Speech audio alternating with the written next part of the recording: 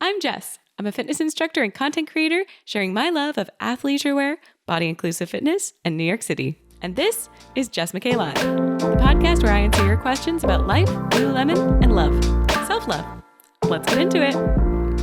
This is part 2 of our episode last week that was about social media.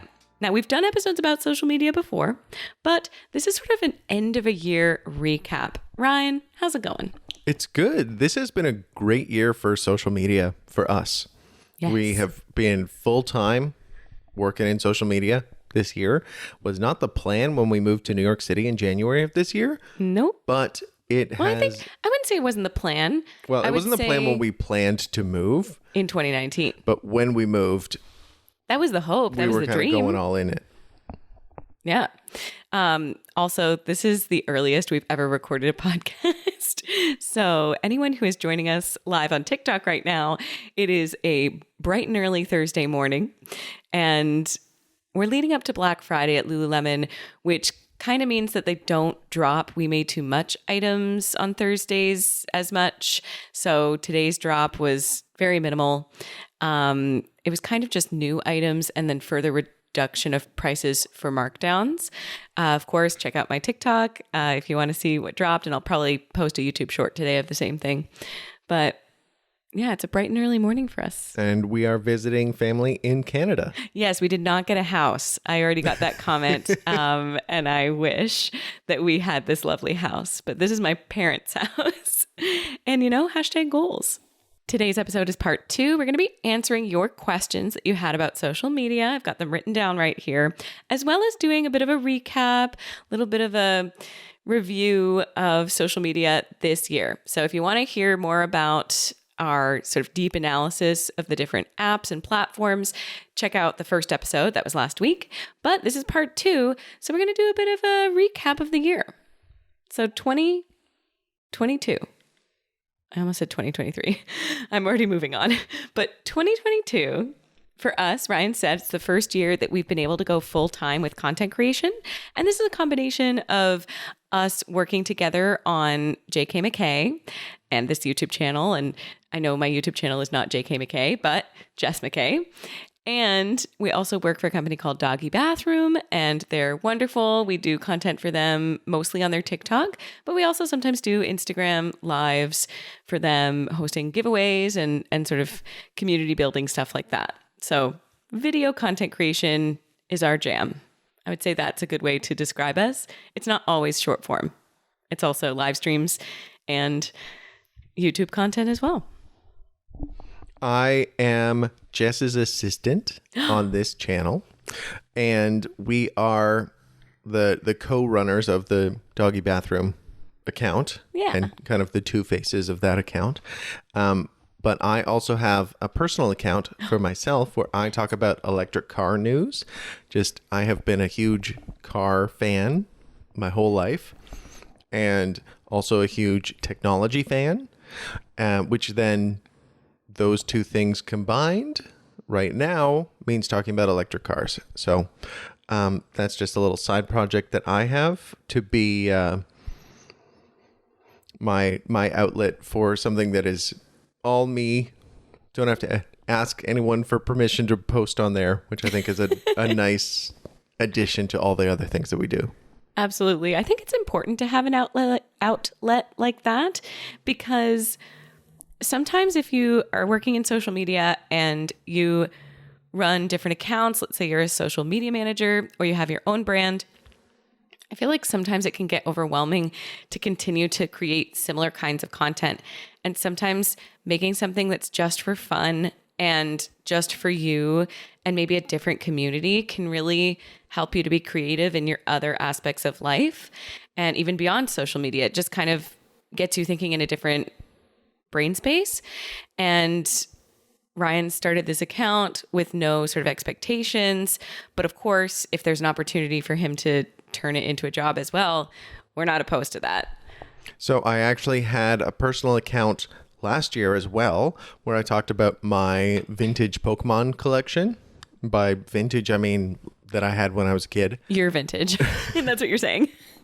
But basically, we weren't able to bring we didn't have enough room with us when we moved. We moved back to Toronto in the fall of last year. Yes. And we didn't bring the Pokemon cards with us.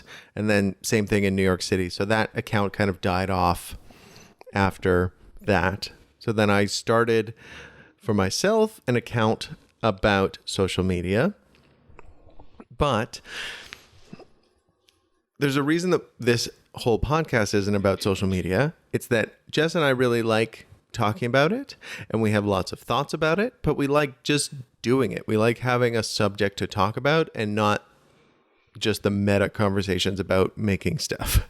Right. And I see a lot of the meta conversations happening on TikTok, and I find myself wanting to participate in the conversation. However, for me personally, I wouldn't be starting my account on TikTok and making it about that. For example, like, I don't know, a lot of these kinds of videos fall on my FYP probably because I keep watching them, but they'll be saying things like, be a UGC content creator, get paid by brands, you don't have to have a following. Like, there's always so many videos like that. And of course, as someone who is working, making content and going full time with it, of course, I want to hear if there's other ways to sort of work for different companies, to add more things to my roster, to, get more streams of revenue. It is something that I don't really talk about on a daily basis with my audience. So I don't post things about brand deals or that kind of content because my community is not about that. And even though it does interest me, I don't feel like I'm sort of like the person who should be on the loudspeaker to talk about it. I'm interested. And of course, if you ever want me to talk about something like that, I'm definitely interested as well. But I feel like, I don't know, it's not something that my audience, I'm always thinking about you guys. Like, I want you to appreciate it and enjoy it and get value from it. And if you're not trying to be a content creator, then maybe it doesn't really speak to you. But if you are trying to be a content creator and you want to hear more about it, of course, we can do an episode of this podcast about it. But I don't want to make my entire niche or focus or theme to be about something that's not actually my everyday life. We kind of have our systems in place, and that's how we were able to go full time, that we focus on certain things. But of course, we might have to pivot at any moment. This job requires pivoting. We are musical theater actors, and we're currently recording a podcast about my mostly Lululemon focused content. And that's now our full-time job, to create that content and to work for other companies. If you asked us in 2019, we probably would have laughed in your face. Like, no way. I just started a dog account for my dog, like an Instagram account for my dog. Like, I'm not going to be doing this full time, and I'm not going to be doing this about Lululemon. Like, you work as an educator, like that's how you work for Lululemon. So I think especially in 2022, people have learned to pivot, and we've seen this ourselves. Like, our friends who are actors have found so many different ways to make work for themselves. And that's what I was always taught in school. Make work for yourself. If someone's not handing you a job, make it for yourself. You don't have a theater company hiring you, make your own. You don't have a job, coaching, make the job for yourself. Like, you didn't get hired at a studio to coach, start your own coaching company. So I think for us doing this, we just love it so much that the conversation gets further away from us talking about social media and us just doing it because we really enjoy it. But I think with Ryan's account, full circle, getting back to the topic, Ryan's personal account that's focused on electric vehicles is a really nice outlet for him. And it's not related to the work that we already do. And I feel like there's something to be said for doing something with no expectations, whether you're starting a new account on a new subject, or you're starting a new business, or you're starting a new venture or a passion project or a hobby. If you don't have any expectations of it, then there's no sort of letdown if you decide to leave it, or if you decide to take it full time and go, really hard into it and make it your full-time job. Like, maybe that's what's in store for Ryan. Maybe that's what's in store for us, and that's going to be our big business. But for now, having no expectation, it's kind of nice. I don't know. How do you feel about that? I think that's how we started Adelaide's account. Yeah. kind of with no expectation. That's true. So because of that, it was a fun project for us kind of near after we got married. Yeah. And that Adelaide was the project herself. yeah, I mean, Let's say. yes, also that. She was a really tough puppy. But I don't know if we put that much pressure on that account when we started it, if it would have gone as well. And I always come back to, what's the name? I need to look it up. Ira Glass. There's a famous video about that from him about being a creative, that when you're starting out, you have taste and you know what is good, but you do not have the skills to be able to make something that you think is good enough. Yes. I did see someone post about that in their own life too, and I really liked hearing that. Yeah. So I often think of that where it's like, oh, this is a new project, but I am not able to make the videos that other people are able to make because they've been doing it for longer, or they have other skills that translate immediately into being able to do this. I think that feeling is a big thing about YouTube, where YouTube is a little bit more produced. There are a lot of people on YouTube who could just legitimately be filmmakers, and that's not our expertise. Ryan and I love video, and Ryan in particular has been doing videography for a really long time, but we're not like filmmakers first. We're personalities, we're the actors, we're the creatives. We're not necessarily your camera operator pros. But Director of photography is the term you're looking for. there you go. Well, maybe he's more of a pro than I am. But the thing is that if you go back and look at your favorite personalities, your favorite YouTubers that started as personalities, their first videos look completely different than how their new videos look. Like they really, really do, except for, a few exceptions.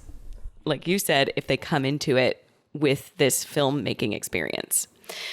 But I think that TikTok has sort of changed social media, like turned it on its head, that however many skills that you have, TikTok really rewards you for being authentic, vulnerable, unfiltered, not overproduced.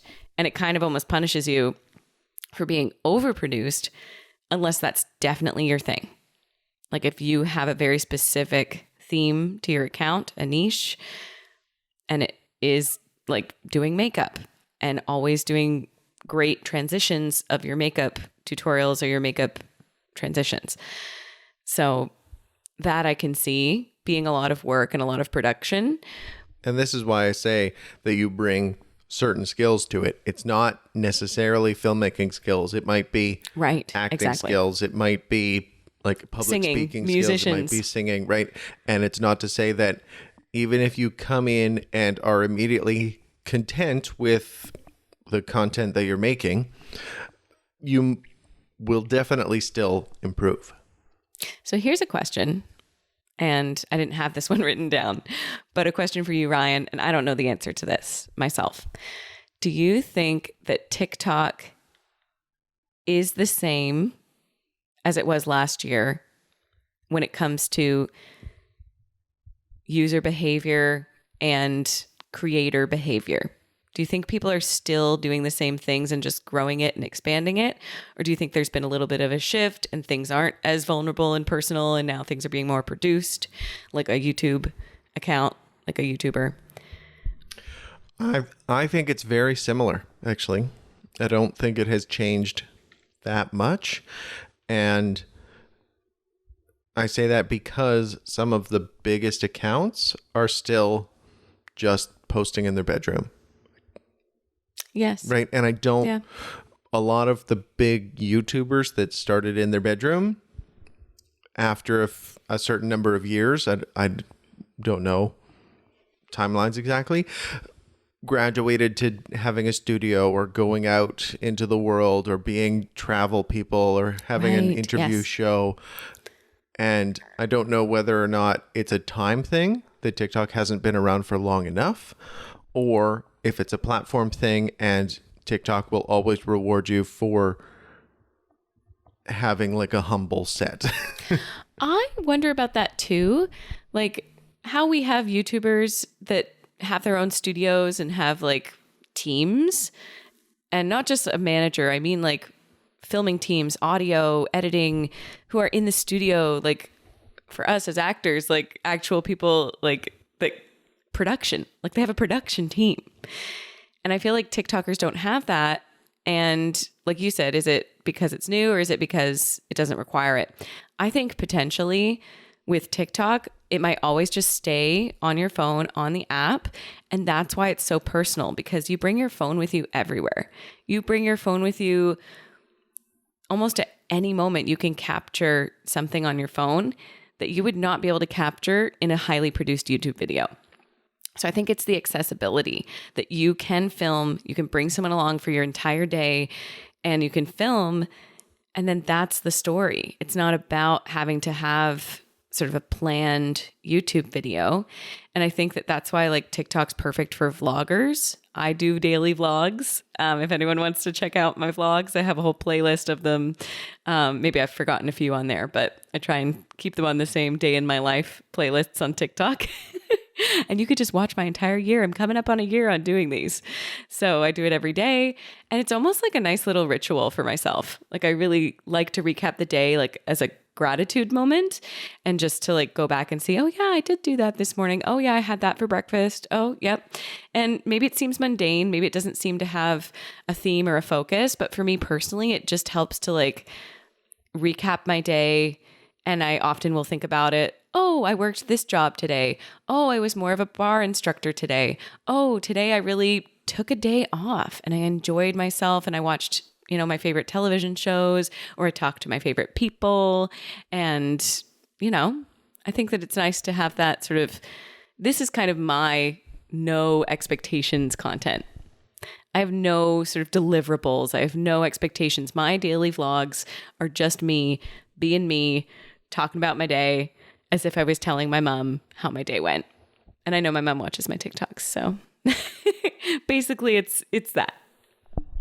So before we get into the planned questions, do you want to tell people about the giveaway that you're doing right now? Oh my goodness. Stop the press. We're doing a giveaway. So this video is going to go up before the drawing of the giveaway. And that's why we're going to tell you about it now. But it is for Black Friday, which we don't know when it's happening at Lululemon this year. But we're going to draw the winners on Monday, November 21st. And this is a giveaway with 3 potential prizes. There are 2 gifted subs to my TikTok live subscriptions. And I thought, why not do it this way? So if you want to be one of my TikTok live subscribers, this is something actually from TikTok that because we hit 20 subscribers, we're at 21 subscribers right now, TikTok gave me 2 free subscriptions to give to someone who follows me. So if you follow me on TikTok and you're interested in that, that's part of the giveaway. You could win one of those 2. And then the other prize is a $100 gift card to Lululemon on me. So it's not affiliated with Lululemon, not affiliated with TikTok. And this is just me giving a $100 gift card in US dollars. And it's open to the US and Canada. And you have to enter by texting me. So I have a text list if you haven't heard about it before. And on this text list, I will usually update you Tuesdays and Thursdays when Lululemon typically drops new items. You can also fill out this form and request restock notifications. So if something is out of stock that you love and you want me to text you when I see it pop up again, I will text you. And that is all involved in the text list, which is free. But to enter this contest, you're going to text me #Black Friday. Doesn't matter if you're already on the text list. Doesn't matter if you are already a TikTok live subscriber of mine. Make sure to enter that way. Just texting me #Black Friday. I could talk all day about this. So Ryan's going to have to cut me off here. But yeah. So we have questions from the audience. And you had some questions that you wanted to touch on. So first of all, what did you think of this year? We started with that. And then you said about how has behavior changed in general? Yeah. But the next question here is, how did your behavior change in particular? Interesting. So again, like broadly thinking about social media, I think the biggest change for me, or the biggest thing I've observed about social media this year, last year, I feel like you and I talked about how Instagram was dying or how Instagram was dead last year. And for the most part, the people that we knew on Instagram were resistant to that idea. They thought, no, Instagram's still the cool place to be. I love Instagram. I'll never get a TikTok. I feel like every day now in 2022, that was 2021. Every day in 2022, I feel like, first of all, everyone's already accepted the fact that Instagram's dead. It doesn't mean that people don't still use Instagram. When I say that Instagram is dead, I am talking about the relevance for social impact. I think that Instagram has lost its cool factor. And the biggest reason is because they have lost touch with what their audience wants, what their users want. So they are feeling threatened by TikTok, obviously, because TikTok is such this like social phenomenon.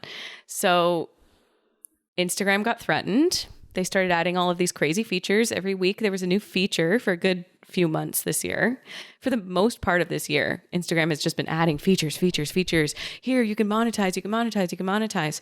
They're trying to compete with YouTube with monetization, which still no app has really come close to what YouTube can offer for monetization, which is commendable. I love YouTube for that. And that is very aspirational to try and create content for YouTube. Hello, Meta, we're here right now. We are creating YouTube content. But I think that, yeah, Instagram's just missed the mark. And for me in 2022, it just was solidified that there's no going back for me. I do post on my Instagram. You can DM me there. I will post photos because I actually do enjoy posting photos.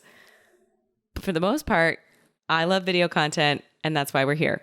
So Instagram, dead, not relevant. And now they're just desperate and trying too hard. And that makes it even worse. That's like the nail on the coffin, the desperation. TikTok, I feel like last year it was still kind of like an underground thing that we were doing this. And now this year, when I tell people that I'm a TikToker, like it makes more sense. I feel like people, they're still surprised when I tell them that I make my full-time living doing content creation and that most of it's from TikTok. And I don't know. I think it's going to continue to be more legitimate and people will recognize it as a more legitimate way to spend your time. Because honestly, I love the TikTok app. I love the community that we've built there. I love live streaming. And that's something that TikTok gives me. And TikTok's live streams are put on the FYP so they can get discovered and I can meet new people that way. So I really do love that. One thing I think is interesting that I've noticed in myself is when I am making videos and wanting to tag a company, I am more surprised when they don't have it. Yes. Right? Like subconsciously, I expect everyone to have a TikTok, especially if you're trying to run a business. And then it's like, oh, Hyundai doesn't have or Kia doesn't have a TikTok. Hyundai does, Ford does, Cadillac does, but not every car brand has a TikTok. And last year, I never would have made that assumption that any of them would have. Right. And now this year, you're like, oh, they still don't have one in 2022. Right. They still don't? They still don't have one? Yeah. And I think all of those brands are going to try. And for me, I think more and more we see creators like Ryan and I being the faces of brands on TikTok and making it this casual, fun place to be. So when I see that a company has a TikTok, I know to myself that that's cool, that company values this short form content creation and that company values someone who knows how to make native content on the app. And they're not just hiring a social media manager who's never tried TikTok themselves and who doesn't respect the type of content. I feel like a lot of social media managers of the past have been very graphics focused and like graphic design and just traditional marketing tactics. And that's all great. And I totally respect that. Ryan and I do not have a background in marketing. So of course there's lots we could learn from social media managers and marketing professionals who have dedicated their lives to doing that. But for us, again, it's just sort of like this inside joke, not inside joke, but like insider place to be on TikTok. There is a culture, there is a language, and if you don't know it, it's just very obvious. So I think, like you were saying, something from this year that I've noticed is some brands are really doing it well and some brands are really not. They're missing the mark and some of them are just not on there at all. So it's interesting. But my prediction, I guess, for 2023... That was going to be the next question. I'll segue into that. My prediction would be more brands are going to be on TikTok. More brands are going to be hiring creators to be the faces of their brands. And more creators are going to take monetization into their own hands. Instagram is offering people start a monetization and TikTok live subscription. Honestly, that was something that for me, I probably wouldn't have done if it weren't focused on live streams. If it was a TikTok subscription and it was like, oh, people are going to pay for you to create extra content. No, because I want that extra content to go to my audience. And I don't really have too many like premium extra behind the scenes videos to send my audience if I were to have subscribers for that. But if I have a subscriber that is there for my extra live streams, absolutely I can do extra live streams. Because I feel like that is just a way to get to know each other better and I can get to know my audience better. And if I have subscribers that are paying to be a part of this subscription, then we get to know each other. And it's like a fun sort of like gateway into getting to know me better. And now I know your name and we can have discussions on a weekly basis. So I do an extra live stream every week just for my subscribers that they're only in the chat. And then everyone else can watch, but only subscribers can comment. So I think that's very cool. And I'm excited to see where that goes for 2023 as well as a prediction. I think creators will take advantage of ways to monetize, whether it's through the app or not, whichever app you're on. I wonder what new things TikTok is going to introduce. Yes. Because in the last year, I feel like they've changed around the format of the app a bunch of times. Yes. So one thing is adding this friends tab that's like people that you know and also people that you might know. And then there's also the following tab and the for you. Which they're continuing to change right now. I've lost that on my app right now. Yeah, and it's just two, I have following seen it, and not. I have seen it as for you, friends, following. Right. And then I've seen it as for you and following. And then in the now tab, that is like now and also friends. So I wonder if they're going to change that up, if they're going to continue with the TikTok now. Yes. Thing. So TikTok Now, for anyone who doesn't know, that is TikTok's version of Be Real. Now, we didn't talk about Be Real, but we have joined that this year. And that was a new app for us. I don't know. When did Be Real start? I was hearing about it last year. Okay. But I feel like it came to most popularity this year. And we've tried it and I still do it.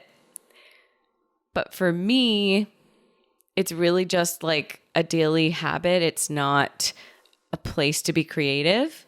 So for me, it's not something I'm going to keep going back to because I just check everyone's Be Real when I post mine and then, oh, that was fun. And then I share it on social media.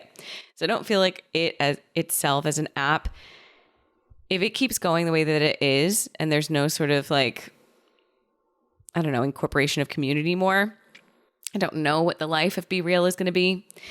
Whereas TikTok Now, again, not that it's super popular either, but at least it's attached to your TikTok account so that people have this like gateway into using it. It's more just like a function of TikTok.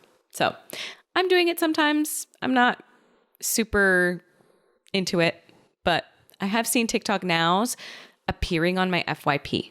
So when I swipe, instead of a video, sometimes it's a TikTok Now, which is shocking because usually it's a video. So when you see just a static photo, it is kind of shocking.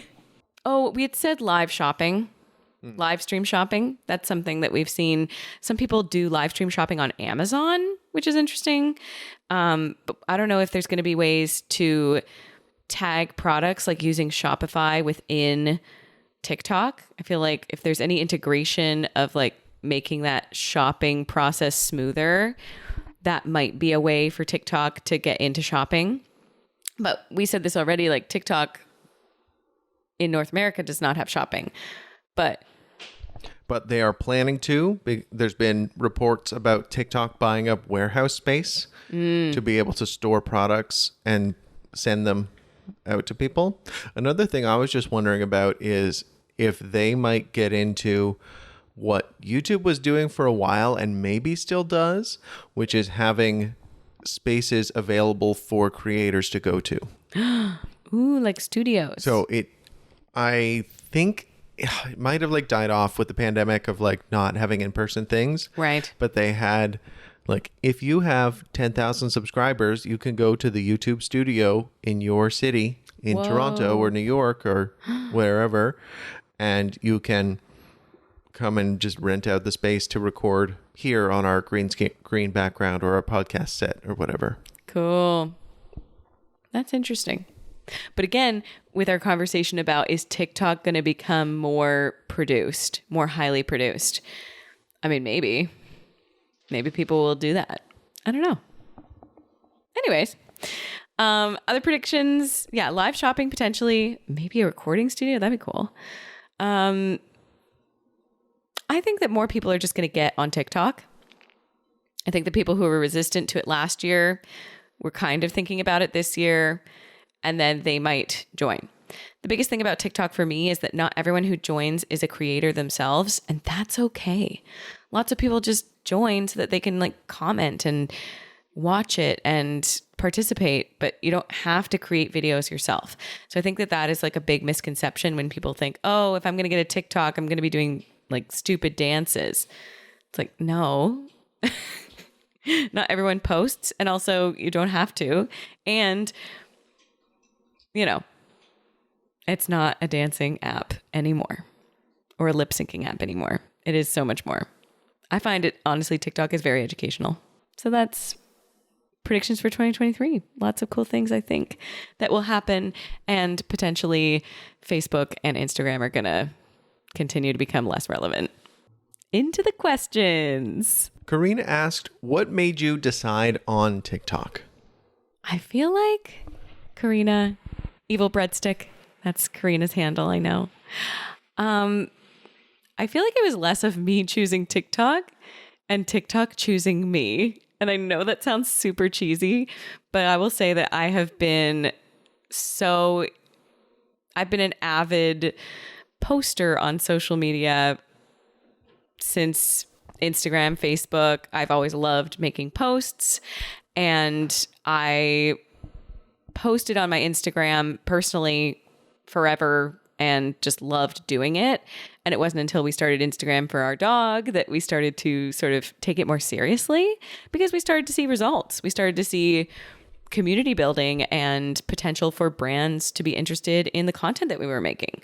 So that's how that started. But the reason why we loved TikTok so much is because we started putting content out there with the dog, and we grew our account in like half the time to like twice the size. So I thought, you know what? Let's give it a try for me. What would my TikTok look like? And I also kind of felt the way that you currently feel about your car TikTok. No expectations. I had 12 followers. I would get anywhere between 0 to 12 views on most of my videos for a good probably month. Nothing. Crickets. And that's fine. And I was just having a good time. And then I posted a video about Lululemon, and as a former educator, and I was already a part of their creator network program. It was called Lululemon Collective at the time and has recently changed to Creator Network. But I was already a part of the Lululemon Collective because I had applied previously with my social media following with the dog, with me on Instagram. And then I thought, let's just talk about Lululemon. Let's give it a shot. And then that one went viral. Another one went viral. Another one went viral. And I think within 2 weeks, we had 1,000 followers. And then I was able to go live and I could teach yoga classes. So like that's my origin story with TikTok. None of that would have happened if I never found my people on TikTok. And my biggest advice with that, I know you didn't ask for advice, Karina, but my biggest advice with that is that you don't know where your audience is. Your audience might be waiting for you on TikTok. They might be there wanting someone just like you in their space.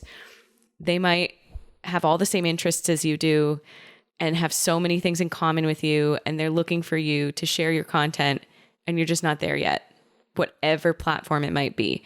Maybe you're a future YouTuber and you've got a huge community there who would really love to see your long form videos. Maybe people want to hear your tweets. Maybe people want to, consume your content on a different platform and you don't realize it. So for me, why TikTok? Well, I didn't know that people on TikTok wanted to hear from me. And once I did, I kept going with it. And it's my favorite thing because I found so many cool people on TikTok. And that's what also, I don't know, I feel like it like hurts my feelings when people who are not in the TikTok community will say like, oh, TikTok, that's just for viral videos and like dancing kids. And like, you don't ever make real connections on there. It's just like weirdos and creepers and no one's ever real. And for me, I feel like the most genuine interactions I've had have been on TikToks and TikTok lives. And I don't know, I found so many cool people on TikTok. So it's got a special place in my heart. I love TikTok. Samantha asked, how do you juggle posting for multiple accounts? Ooh. Okay. So a lot of people who post for multiple accounts are probably social media managers, and social media managers will probably tell you that they use scheduling apps. I'm here to tell you that I do not. And that's okay. It's okay. For us personally, we are creating content for ourselves, also for another company. We'll do freelance stuff. We still create content for my dog's accounts. And I think habitually I've gotten in the habit of checking once a day that I've really done all of the platforms. Like, have I posted a TikTok? Have I posted it to YouTube Shorts? Have I posted a YouTube long form video this week? We usually have to plan ahead for those, but if we have not, then we can whip something together and plan it by the end of the week.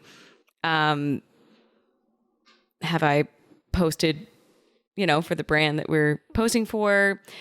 And yeah, checking all of the bases. So I feel like having a checklist, honestly, to say like, have I done this, this, this, and this?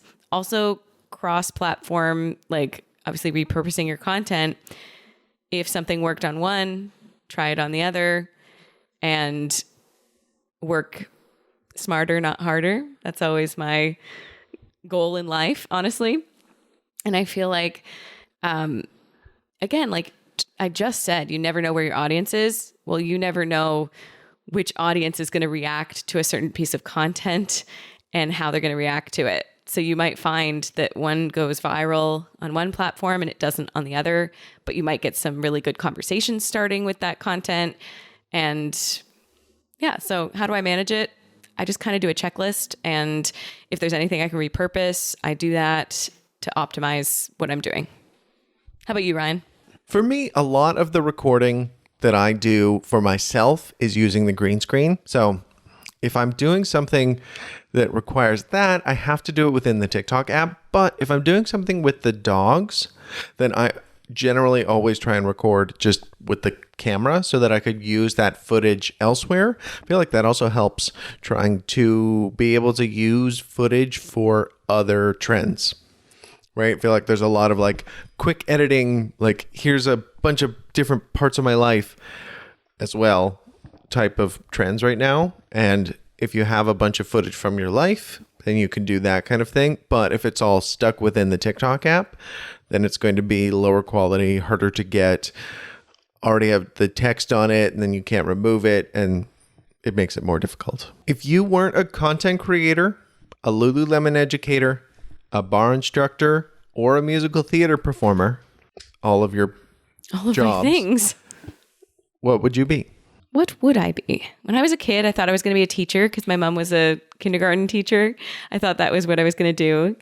And then I guess I just always saw myself performing. I loved being in musical theater. I loved being in dance. I grew up as a dancer, and I just always saw myself being a performer. But also, funny enough, I thought I was going to, if I didn't do that, I really loved making like jingles and like little ads in school. Like that was one of my favorite projects when we did school projects, like making things like that. So I feel like now I'm like, oh, maybe I would have gone into like media and advertising, which is basically what we're doing. So it's all come full circle. But I don't know. I think those are my passions. And I had this thought today, actually, that I wonder if I would have been so excited to have a job in social media if I actually went to school for social media marketing. I wonder if the reason why it's so fun to me is because we've found it from a roundabout way, that I have experience from other industries, and that has informed how I am existing on social media, and that I've turned it into a job. And I feel like maybe if I went to school for marketing, I wouldn't be as interested. I don't know.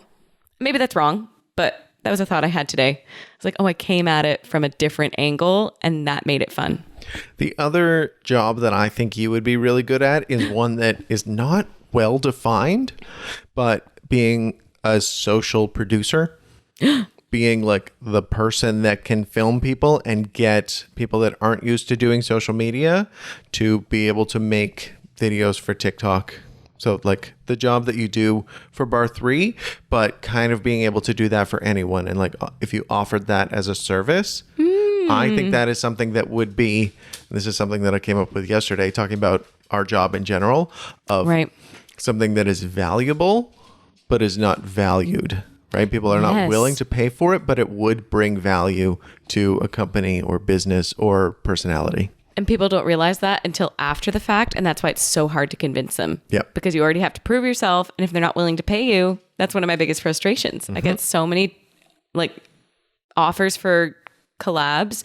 And while it sounds great to get a bunch of gifted collaborations, it's really hard to always accept gifted collaborations because you end up having to pay taxes on the product that they're giving you. Yep. And I understand that they don't always necessarily immediately convert to sales from one TikTok. But I think that there's so much more that goes into having sort of like a public testimonial of your product or service that you can't necessarily put a monetary value to. And it's just brand awareness. It's just, positive public opinion. And you don't know who's going to see that TikTok and who it might influence and who it might reach. So I think that when businesses don't really realize the power of, in particular, TikTok, it's just disappointing to me because I wish that more brands valued small niche creators because they have such a dedicated audience. There are so many huge creators that might not promote your product as well. Just because they have eyeballs doesn't mean that they're quality eyeballs. So Janie's World asked, how long have you been doing social media? So short answer, because we already talked about it at length today. But short answer is I started social media personally as a hobby in 2012 with my Instagram account. That's when I had, for the first time, a public account. So I will say 2012. And in 2019, we first started Iggy Adelaide, and that's our dog's Instagram account. It's now at 27,000 followers. And we started that as a hobby and turned it into a part-time job. Something people might not know as well is that we also had a merch business with that. We also had a Patreon for social media tips and bedtime stories I read aloud that were about dogs. And yeah, that was 2019, taking it more seriously. And then now it is in 2021, I started JK McKay on TikTok and started doing Lululemon specific content.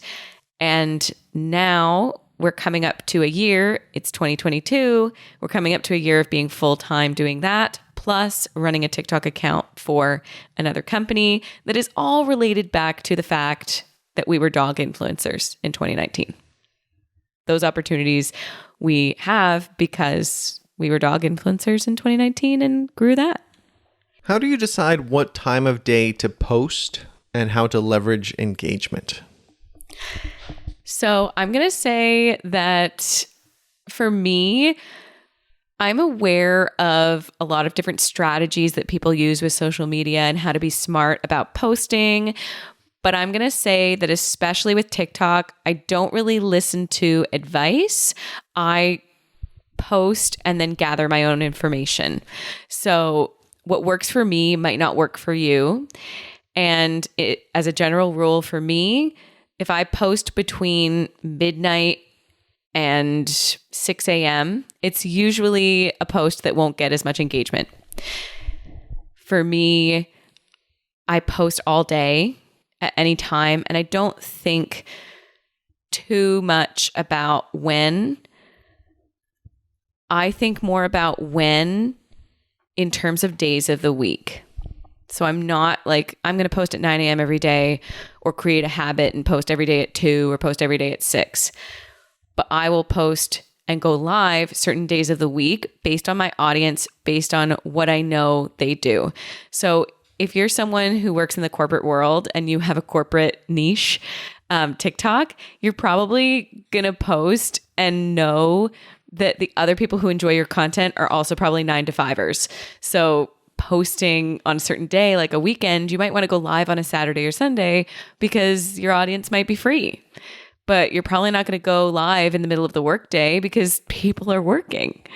Whereas for me, because a lot of my audience is all over the place, they're all over the world, they're all over the place in terms of careers. Just because you enjoy Lululemon doesn't mean that you work for Lululemon.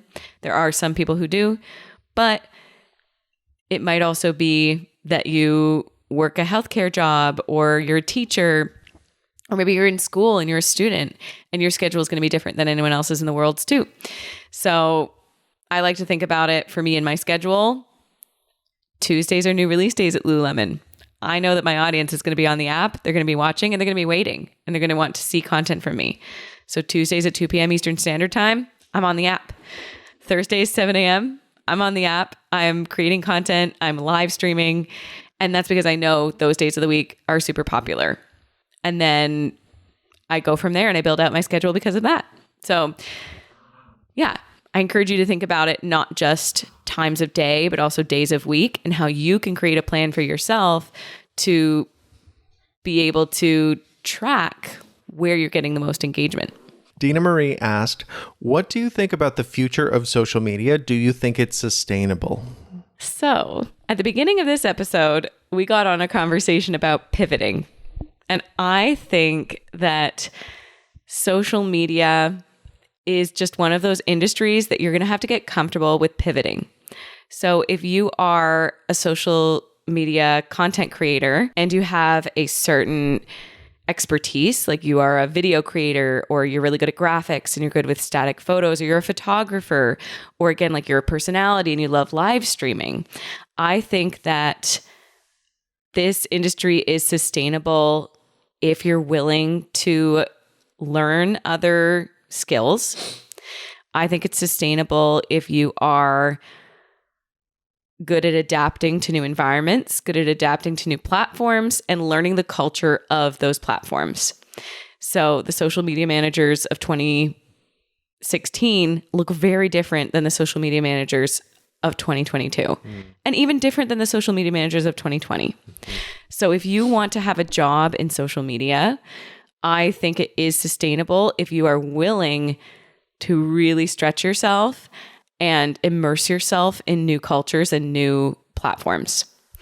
And maybe you have a lifespan of your content. We were listening to a YouTube video from Graham Stephan, or we were watching it, and he was talking about how his one channel might have a lifespan of like 10 years, who knows, and maybe people don't want that content anymore. So he also creates other channels and collaborates with other people And those channels might have a different lifespan and a different life.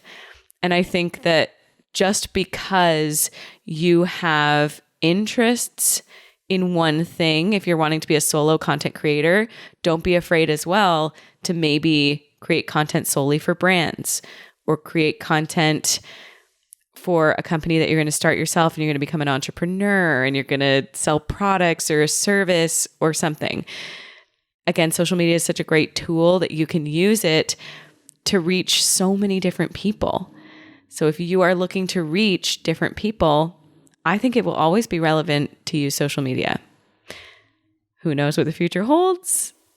I don't know, but I think adaptability, that's the answer. Off to the metaverse. No. Well, that's our episode. If you have any questions, of course, leave in the comments. And I don't know, Ryan, how are you feeling about social media after we just talked about it for so long? I think great. I think we're still in it early, at least the part of the internet that we're on. There's Our lots corner of things, of the internet. Lots of things that have been around for a lot longer than us, but I feel like we're riding a cool wave right now and building skills that are going to continue to be valuable. Yes. Whether or not on TikTok, in TV or YouTube, or being producers for other people or coaches for other people that want to do this, or I think these skills will continue to be like these skills of being natural on camera have been valuable for like over 100 years. So absolutely. And like the first influencers, I remember looking up online, they're like the first people who were like truly influencers are from like the 1800s because it's influencing public opinion. It's influencing public activity, public behavior. You're influencing other people's behavior and habits and taste, fashion. There's so many things that people love to be influenced by. And I might be called an influencer, but I also like being influenced by things. So I'm very influenceable, easily influenced. So yeah, I think that that's definitely something to think about in 2023. What's going to happen? Maybe we will do a check-in in 2023, how we felt about 2023 versus 2022. I'm excited for it. I hope you are too. Thanks for following me here. Subscribe. Don't forget to subscribe and follow me on TikTok and Instagram. See you there.